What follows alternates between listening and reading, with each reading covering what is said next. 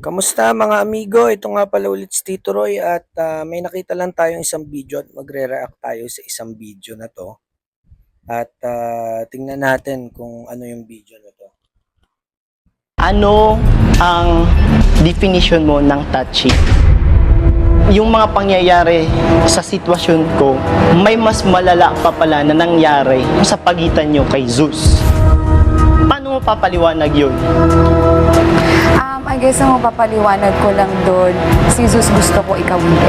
One thing about me, I'm the baddest alive. He know